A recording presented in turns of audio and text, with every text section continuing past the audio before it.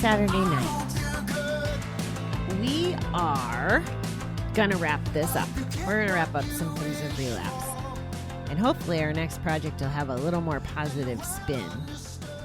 But I'm not real sure. We may do an exercise I just learned on a call. We'll see. You never know. We'll see what shows up tomorrow. All right. So the last one, and I'm going to mess up how to say this word. Omnipotence? Omnipotence? I'm not 100% sure. But we're expanding our vocabulary.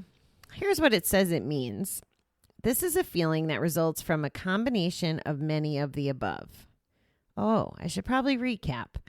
Okay, since this is the last little episode on the checklist of symptoms leading to a relapse, according to the phone card from GA Literature.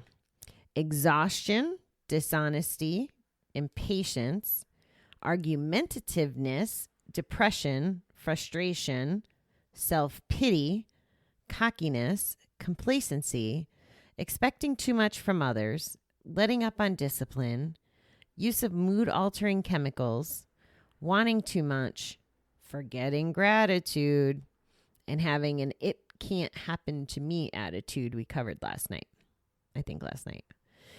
So, omnipotence, omnipotence. I remember struggling with this word when we talked about it in Kansas too. It's a fun word. Anyway, so the feeling that results from a combination of many of the above.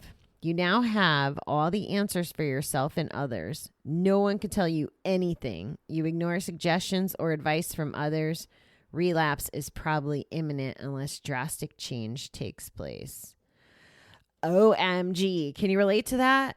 I know when I'm referring to acting like an addict, I think that's omnipotence, omnipotence. Yeah, I'm going to struggle. I'll show with that. That's okay.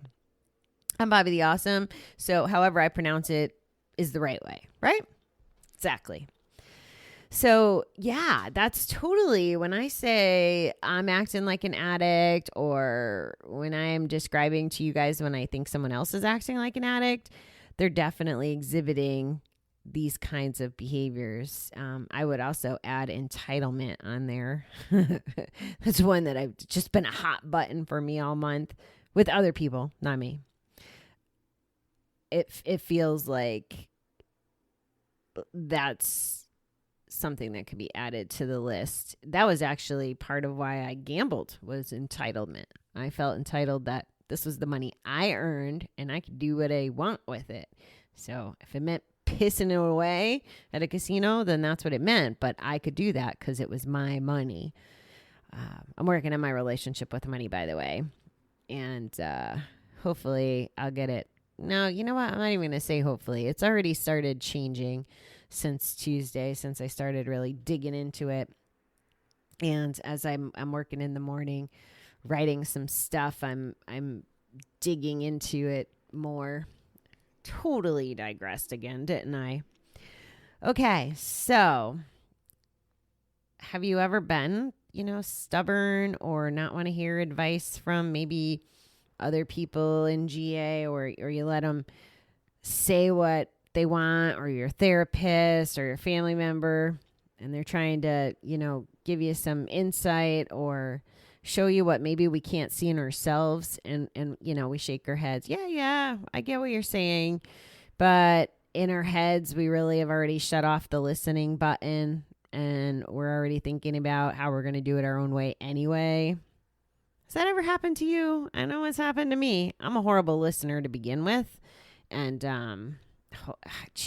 I still see myself being a horrible listener to this day, even though I'm aware of it, even though I worked on it in college the last couple of years when we were doing emotional intelligence and stuff. I'm just a horrible listener.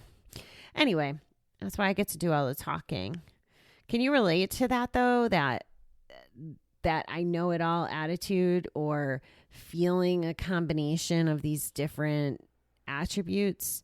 Letting up on discipline. That's when we're not going to meetings, and you add that to, some of this mood stuff, or not being grateful, because that's part of it, right? Whether you're going to a meeting or you're in a, any kind of recovery group, smart group, even listening to the show, right? If you stop showing up for your recovery, relapse is totally, totally possible. And if you can make it past not participating in your recovery and still not bet, good for you. I mean, really, genuinely, I mean that. Good for you. I would challenge personal growth and long-term success, but that's not my place to tell you that you have to do that. I'm just suggesting it to protect yourself. I believe it, and that's my platform, that you got to do the work and you got to show up every day and you have to be mindful of it every day. I mean, I'm trying to show up every day, twice a day. And I'll be completely honest. There's mornings I want to just get going on to what I want to get going on to. There's nights that I don't want to leave the couch, like, when do I get to chill out? Like, it's so much easier to not have to think about it. Or, to be like the cool, comedy podcast or true crime or whatever. It's not about any of that. It's about me showing up for my recovery. And that's what I do when I'm here with you every day, twice a day. And in the middle, I was on 4 Zoom calls today. It's a Saturday. Like, there almost should be rules against working that hard on a Saturday. But we got a text message this morning from the head of the center. There was about a dozen of us on there, and it was a lot of us that had, some time behind us, some clean time. And the memo was, actually, why don't I read it to you so I don't lie to you? The gist of it. Whoops. Basically, oh, nope, he didn't. All right, I'm not finding it as easily as I thought. But basically, it was like, hey, need you at group today. Casinos are opening back up, and we are hearing June 10th as a date around here, which, if this is your first episode around here, is upstate New York. And we have reason to be nervous, really. Oh, no, I really can't find this message. Okay. Anyway, it was, the casinos are opening up. The new guys need to, hear what you guys have to say. And there's actually a little bit of guilt trip thrown in there. He's like, Oscar would want you to do the work. He didn't need to tell any of us that Oscar would want that from us for us to show up. But it was a tribute to Oscar, I guess. And it's true. Oscar would have wanted us to have the conversation that we did today. And, what did this 2 months off or 3 months off of life, of regular life in quarantine, what happened during that time that's on this list of symptoms, right? Did we get depressed and frustrated and impatient and exhausted and complacent? And did we stop going to meetings because it wasn't the way we wanted them to be? Did we forget gratitude because we're feeling cooped up and poor me? Or is it difficult because, we don't have income coming in? Or, there's so many things that have happened the last few months that I would say make it legitimate. Like, and I'm not saying that no other time we don't have legitimate reasons to feel some of these things or act certain ways, but the magnitude of it right now, bubbling up, and if you're not connected, at least this is the way I feel about me, and this is part of why it was okay to be on 4 Zoom meetings today, because 2 of them were strictly recovery.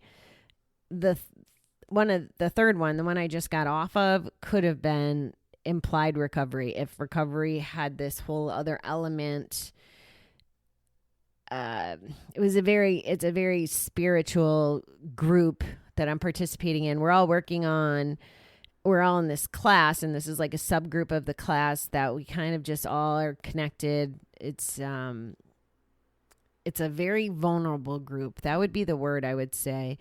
And even just participating in it is actually turning into part of my recovery. And that's what I was referring to with maybe we'll do the exercise we did tonight. But, we were just on there for 2.5 hours and we were digging deep into our souls, digging freaking deep. And I'm not really getting into it because I still have to digest all that I've absorbed today. And yeah, I just need to sit on it. I need to reflect. I need to, it was heavy. It was heavy the last couple hours, and it's been a very heavy week in general for me. I think starting with, the money meditation on Tuesday, actively writing some of my feelings out, a lot of the involvement in these recovery environments, it's saving me, but it's also challenging me to continue to grow. And it's so easy to get to a point like, okay, I've been doing all this work for the last X amount of time. Why do I got to do all this work? You know what I mean? Like, it was way easier to not do the work. It was way easier to sit in front of a slot machine and not have to look in the mirror because I'm looking at, the games and numbing all of this and not having to deal with random tears that show up on whatever topics. I mean, twice this week we had I guess we didn't have to, but twice this week I was exposed, 3 times. Oh my goodness. 3 times this week. It was about going backwards in our past and how that relates to going forward. And if there's things we need to heal back there, trying to first identify them and then how to deal with them. So there's been a lot of themes like that. So I guess on the topic of omnipotence, I think that's really I feel like that's how Kevin and Wendy taught me to say it, was no. Yeah, I can't do it. Okay. Sorry. See, I guess I do have a comedy show. Bobby Can't Speak. Could be the name of it. But the moral of the story is a lot of these attributes totally could lead to relapse. And I'm not saying that if you're experiencing one or more that it means you're going to go bad. That's not what I'm saying at all. I'm saying that if we are trying to practice self-awareness and mindfulness, and we're being honest, open, and willing with ourselves, the way that a lot of recovery circles around, if we're doing all those things, maybe relapse is not even in sight. But if we're not doing the work and we're letting our guard down, I just see it being very easy to go back. And it's so freaking scary. I don't know if any other states, I don't know the state of the world right now as far as casinos being open. But if New York's getting close to, this June date, and I'm not sure if it's just Indian places, because I saw that Connecticut was talking about opening up as well. And I'm not telling you this so that if you're thinking about betting that you go, I'm telling you this because it's important to be aware of it. And when we were in group this morning and we get called on, Bill's very good at calling on us. When it was my turn, my share was, he's asking us about what to do about these casinos opening. And my feeling is this, and this is kind of the way I stated it, as someone who practically lives in a casino's parking lot, because it's that close. If I'm doing the right things for my recovery and for me and my mindset and my personal growth and development, if I'm doing all those things, The proximity of the casino doesn't even matter. Whether they're open or closed doesn't even matter. It matters more to me right now because I'm afraid. I'm afraid for those who might not have had an opportunity to do all the work, or maybe haven't surrendered to not being able to control this issue, or maybe not even identifying the fact that it was an issue. Maybe they had their pissy pants on every day since March 15th when the world shut down because they couldn't place a bet, but they don't even know that that's what's aggravating them. You know, it could be so many different things. And I'm expressing concern. And if you feel like you're in that spot and you're listening to this before things really open up and you have more access and you feel that way, like, oh, okay, when they open, it's going to be a challenge for me, or I already have my mind set I'm going to go back. You know, if that's kind of what's going through your head, I would challenge you to question that. And the advice I gave the group today was, you know, there's people who haven't bet just because the casinos were closed. And I said, well, why don't you, just reflect back. What's happened the last 8 weeks since you haven't placed a bet? Like, write down a list. What happened? Were you more present for your family? Do you have more money in the bank? Did you go out and enjoy nature more? Are you connecting with people? Are your relationships flourishing? You know, there was a fella that I kind of picked on today. Well, there was two. One to prepare him because I'm scared for him. And then the other to compliment him. A year ago, we were sitting in the rooms and he was on the verge of divorce, like on the verge, and because of the gambling. And the evolution of the last year, they've both been on guard. They've both been working on it. But then Corona happens and they're in the same house 24/7. And what's happened, and now I don't live in the house, just seeing him, when I make it to meetings, the dynamic in their relationship has shifted so powerfully. And I refer to them as like newlyweds today. And, you could see his face light up and he's bragging on her and she happens to come back in from walking the dog and, starts teasing him about it and gives him a big old kiss. And I mean, did you get any of that while you were on lockdown? And, just reflect, see if what's happened is worth not going back for. Evaluate your emotions, evaluate your achievements, just reflect. I can't make the decision for you. I could challenge you to look at it and try to make it yourself, but I can't make it for you. So that's my thoughts for the evening, guys. It's been a day. It's been an excellent day, but it's been a day. And if you do write that list and you do some of that exploring, you're going to have the feelings I'm feeling right now, probably. You got to dig deep. There's homework I got from one of the subgroups I'm in that I've not done yet, but it's a pain funnel is what they're calling it. And I have to answer 10 questions about pain. And, I got some more digging to do before next class. So, all right, I'm going to leave you. Thanks for listening. I hope that something's clicking for you. I hope that you're safe, and I hope you have a great night. Good night, my beautiful people.